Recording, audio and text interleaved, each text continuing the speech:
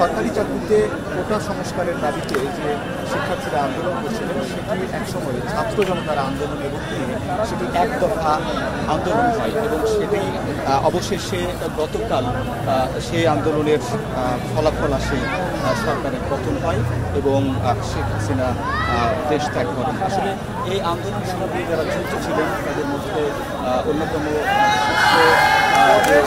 ছিলেন আক্তার হোসেন রাষ্ট্রীয় সমাজসেবা সম্পাদক, তিনি আমাদের সঙ্গে রয়েছেন।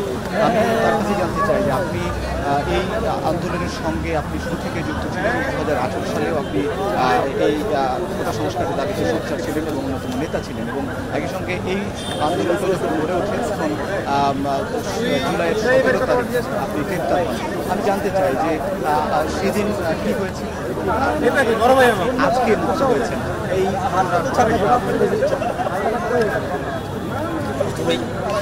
বাংলাদেশের বীর ছাত্র জনতাকে সশস্ত্র সালাম জানাই।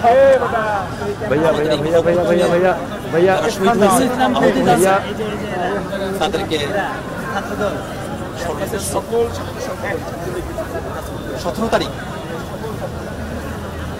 পিএসসির সামনে গায়েবানা জানাজা হবার কথা, সেরকম পরিস্থিতি নিয়ে রাজু ভাস্করদের সামনে আসা। তো রাজু ভাস্করদের সামনে আমি একা মানুষ করতেছি, মাঝে মাঝে শুভাকাঙ্ক্ষী যারা আছেন আরও অনেকেই এসে দেখা সাক্ষাৎ করতেছে। আমি খেয়াল করলাম যে পুলিশ আমাকে এখান থেকে সাইড আউট করার চেষ্টা করছে, দূরে কোথাও নিয়ে যাওয়ার চেষ্টা করছে। আমি তখন বুঝতে পারলাম যে পুলিশ আসলে আমাকে গোপন কোনো জায়গায় নিয়ে গিয়ে অ্যারেস্ট করার ফোন দিয়ে এটেছে এবং যেহেতু সে সময়টাতে ক্যাম্পাস ফাঁকা করে দেওয়া হবে এরকম ধরনের একটা আদেশ ইউজিসির পক্ষ থেকে ছিল এবং সেটাকে কার্যকর করবার একটা পায়তারা এখানে ছিল। শিক্ষার্থী যারা আছে তাদেরকে হল থেকে নামিয়ে দেওয়ার একটা পায়তারা ছিল। তো সে সময় যারা পুলিশের ছিল সেখানে তাদের সঙ্গে আমার কথা কাটাকাটি হয়। তারা বলছে আমাকে ক্যাম্পাস থেকে চলে যেতে, কিন্তু আমি বলছি যে এই ক্যাম্পাস আমাদের ক্যাম্পাস, এই ক্যাম্পাস থেকে কেন আমরা চলে যাব? এই ক্যাম্পাসকে আপনারা পুলিশি ক্যাম্পাস বানালেন কেন? তারা বললো ইউজিসির কথা। আমি বললাম যে এই বিশ্ববিদ্যালয়, ঢাকা বিশ্ববিদ্যালয় স্বাস্থ্য প্রতিষ্ঠান, এটা তো ইউজিসির নিয়মে চলবার কথা নয় এবং আমরা এই বিশ্ববিদ্যালয়ের ছাত্র, আমরা এই বিশ্ববিদ্যালয়ে আসবো, ঘুরবো, ফিরবো, যা খুশি করব, আমাদের ইচ্ছে মতো আমরা এখান থেকে চলে যাব। কিন্তু প্রায় 20-30 জন পুলিশ, আমি একা মানুষ, আমাকে তারা ধাক্কা দিতে শুরু করে। যখন ধাক্কা দিতে শুরু করে আমি যখন তাদের সঙ্গে আর পেরে উঠছিলাম না, তখন আমি রাস্তায় শুয়ে পড়ি এবং প্রতিবাদ জানাই যে আমাকে যদি ক্যাম্পাস থেকে বের করতে হয় তাহলে হয় আমি স্বেচ্ছায় নিজের মন মতো এখান থেকে চলে যাব, কিন্তু আমাকে জোরপূর্বক আমার ইচ্ছার বিরুদ্ধে গিয়ে এখান থেকে বের করা যাবে না। দুর্ভাগ্যের বিষয়, আমি যখন রাস্তায় শুয়ে পড়েছি তখন 2টা গ্রেনেড ফুটানো হয়, সাউন্ড গ্রেনেড। এত ভয়ঙ্কর শব্দ, আমার খুব কাছাকাছি এটা ফুটানো হয়েছে।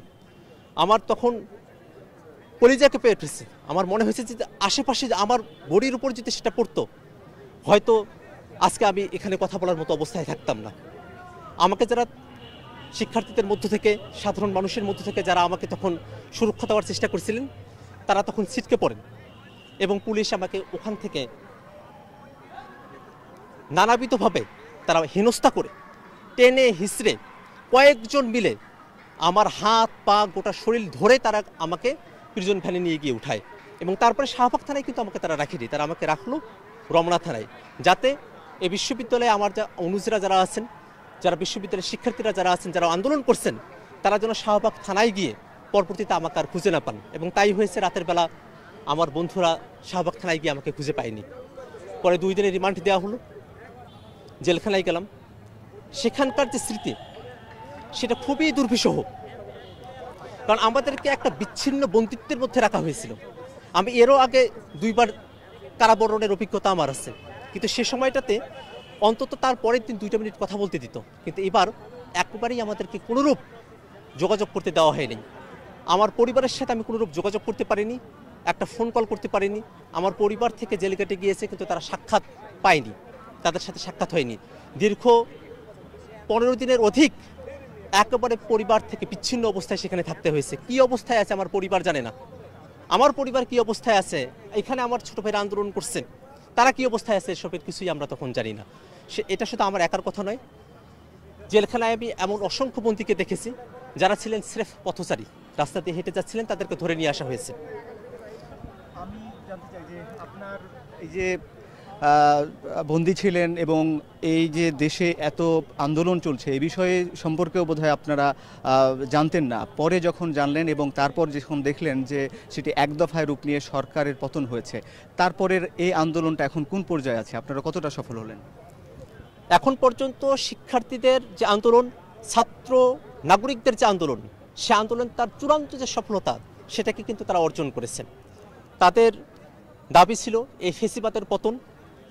শেখ হাসিনা কিন্তু দেশ থেকে পালিয়ে গেছেন, দেশে কিন্তু এখন আর কোনো সংসদ নেই, অর্থাৎ ফেসিবাদ কায়েম করেছিল যে শক্তি, সে শক্তি কিন্তু দেশে আজ পদানত হয়ে গেছে। এখন পর্যন্ত ছাত্র এবং জনতার বিজয়ের সর্বোচ্চ রূপ হচ্ছে এটি। আমরা আশা করব যারা শিক্ষার্থীরা আছেন, আমরা আছি, জনতারা আছেন, আমরা সবাই একটা অন্তর্বর্তীকালীন সরকার চাচ্ছি, যার মাধ্যমে একটা নির্বাচন হবে অতি সত্বর, যার ভিতর দিয়ে বাংলাদেশের ল অ্যান্ড অর্ডার আবার পরিপূর্ণরূপে ফিরে আসবে। এরকম ধরনের একটা ব্যবস্থা আমরা চাচ্ছি, যাতে বাংলাদেশের মানুষ দীর্ঘ সময় ধরে যে জুলুমের ভিতর দিয়ে গিয়েছে, যে বৈষম্যের ভিতর দিয়ে গিয়েছে, যে নিপীড়ন নিষ্পেষণের ভিতর দিয়ে গিয়েছে, সাধারণ মানুষ যে বন্দিত্বের ভিতর দিয়ে গিয়েছে, সেখান থেকে বাংলাদেশের মানুষ স্থায়ীভাবে মুক্তি লাভ করতে পারে, এমন একটা আশাবাদী আমরা এখন পর্যন্ত ব্যক্ত করছি। এই আন্দোলনে যেমন শিক্ষার্থীরা ছিলেন এবং শিক্ষার্থীরা যখন তাদের সঙ্গে ডাক দিয়েছিলেন সাধারণ জনতাতে, এবং সাধারণ জনগণও কিন্তু এই আন্দোলনে সাড়া দিয়েছিল এবং তারাও রাস্তায় নেমেছে এবং বিভিন্ন রাজনৈতিক বিরোধী দলগুলোও এই আন্দোলনে যুক্ত হয়ে বা তাদেরকে সমর্থন জানিয়ে সব শ্রেণী পেশার মানুষ আন্দোলনে ছিল। আসলে এখন আপনারা যে এই অন্তর্বর্তীকালীন সরকারের রূপরেখার কথা বলছেন, এইটি কি শিক্ষার্থীরাই এই রূপরেখাটি দিচ্ছে নাকি দিতে চায়, নাকি আবার অন্যান্য রাজনৈতিক সংগঠনের সঙ্গে, সুশীল সমাজের সঙ্গে যোগাযোগ করে বা সেই অন্তর্বর্তীকালীন সরকারের রূপরেখা থাকবে? এবং আসলে আপনারা আর কি চান এবং কোন বিষয়গুলো আপনারা সংস্কার করতে চান? আপনারা ইতিমধ্যেই জেনেছেন যে ডক্টর মোহাম্মদ ইউনূসকে যারা শিক্ষার্থীরা ছিলেন তারা অনুরোধ জানিয়েছেন প্রধান উপদেষ্টা হবার জন্য, এবং তিনি সম্মতিও জ্ঞাপন করেছেন। অর্থাৎ শিক্ষার্থীরা নিজে নিজে একা একা সব কিছু করে বসছে, বিষয়টা এমন নয়। শিক্ষার্থীরা দেশের যারা সুশীল সমাজ আছেন তাদের সঙ্গে তারা বৈঠক করছেন, তাদের সঙ্গে তারা আলাপ করছেন, এবং তার মধ্য দিয়েই একটা সর্বসম্মত যেন একটা ইন্টারিম সরকার আসে, সেই ব্যাপারে কিন্তু শিক্ষার্থীরা কাজ করে যাচ্ছেন। এবং আপনি বলেছেন যে আসলে আমরা এর ভিতরে আরও কী কী চাই। আসলে আমরা দীর্ঘ সময় ধরে একেবারে ফেসিবাদের যে সময়টা ছিল তখনই বলে এসেছি, বাংলাদেশে ডিজিটাল সিকিউরিটি অ্যাক্টের মতো ভয়ঙ্কর কালো আইন করা হয়েছে, যার মধ্য দিয়ে সাংবাদিক থেকে শুরু করে সাধারণ মানুষ যাদেরকে নিষ্পেষণ করা হয়েছে, এমন কালো আইন যা আছে তার সব কিছু যেন বাতিল করা হয়। আবার একই সাথে বাংলাদেশের বিভিন্ন যে সরকারি প্রতিষ্ঠানগুলো আছে, নিরাপত্তার সাথে সংশ্লিষ্ট যে প্রতিষ্ঠানগুলো আছে, সেবার সাথে সংশ্লিষ্ট যে প্রতিষ্ঠানগুলো আছে, এই প্রতিষ্ঠানগুলোতে এই দীর্ঘ সময়ে যারা ফেসিবাদের অন্ধভক্ত ছিল, যারা ফেসিবাদকে জনগণের বিপক্ষে গিয়ে সার্ভ করেছে, এমন লোকেরা এখন পর্যন্ত এগুলোর দায়িত্বে আছে। আমরা কিন্তু শিক্ষার্থীরা তাদেরকে কিন্তু কোনোভাবেই মনে করি না তারা এই পদগুলোতে থাকবার আর কোনো নৈতিক যোগ্যতা রাখেন। তাদের অবিলম্বে যেন পদত্যাগ হয়, সেই জায়গাগুলোতে সৎ, যোগ্য এবং জনদরদী এবং জনগণের পক্ষে থাকা অফিসাররা যারা আছেন তারা যেন নিয়োগ পান। একই সাথে সামনের যে বাংলাদেশ হবে, সেই বাংলাদেশে ছাত্র নাগরিকদের মধ্যে যে সংহতি, সম্প্রীতির যে বাংলাদেশ, হিন্দু, বৌদ্ধ, খ্রিস্টান, আমরা মুসলিম সবাই এখানে বাস করছি, আমাদের মধ্যে যেন একটা সম্প্রীতির বন্ধন থাকে, আমরা যেন কোনোরূপভাবে সম্প্রীতি বিঘ্ন না ঘটে, এরকম একটা বাংলাদেশের স্বপ্নই আমরা দেখি। আমরা আশা করি বাংলাদেশের মানুষ এবং ছাত্র জনতা মিলেই এরকম একটা সুন্দর বাংলাদেশ আমরা পাবো। এখনও বিভিন্ন জায়গায় গতকাল থেকে বা এই সময় সাম্প্রতিক সময়ে সহিংসতা হয়েছে, রাষ্ট্রীয় বিভিন্ন সম্পদে লুটতারাজ হয়েছে এবং অগ্নিসংযোগের ঘটনা ঘটেছে। আপনি কি মনে করছেন এই আন্দোলনটি এখনও কি শিক্ষার্থীদের নিয়ন্ত্রণে আছে, নাকি এটি অন্যদিকে চলে যাবার কোনো প্রভাব বা কোনো আশঙ্কা করছেন কিনা? শিক্ষার্থীরা যখন তাদের বিজয় পেয়ে গেছে, শিক্ষার্থীরা এখানে আপনারা দেখেন শিক্ষার্থীরা কিন্তু বিজয় উদযাপন করছে, তারা কিন্তু ধ্বংসযজ্ঞের সঙ্গে নেই। ধ্বংসযজ্ঞ যা ঘটছে এটা খুবই অনুভূতির, এবং এটা আমাদের দীর্ঘমেয়াদী যে সুস্থ বাংলাদেশ আমরা চাই তার জন্য কিন্তু মোটেও ভালো নয়। আমাদের দেশে দীর্ঘ সময় রুল অফ ল না থাকার কারণে, আইনের শাসন না থাকার কারণেই মানুষকে এত সাফারিংসের ভিতর দিয়ে যেতে হয়েছে। আমরা যে নতুন বাংলাদেশ গঠনের স্বপ্ন দেখি, তার প্রথমেই রুল অফ লকে আমরা এস্টাবলিশ করতে চাই। অতএব এখন বিভিন্ন জায়গায় যে সহিংসতার খবরগুলো পাওয়া যাচ্ছে, বিভিন্ন জায়গায় যে ভাঙচুরের খবরগুলো পাওয়া যাচ্ছে, সে জায়গায় সারা দেশে শিক্ষার্থীরা আহ্বান জানিয়েছে যেন নিরাপত্তা দেওয়ার জন্য প্রত্যেকটা জায়গায় জায়গায় ছাত্র এবং জনতা মিলে তারা নিজেদের মতো করে কমিটি গঠন করে নিজেদের মতো করে যেন তারা রাস্তায় মানুষের সুরক্ষায় নেমে আসে। এবং আমরা দেখেছি বাংলাদেশের বিভিন্ন অঞ্চলে মন্দিরের সামনে মুসলিম জনগোষ্ঠী তারা পাহারা বসিয়েছেন। এটা অত্যন্ত পজিটিভ মেসেজ দেয় আমাদেরকে।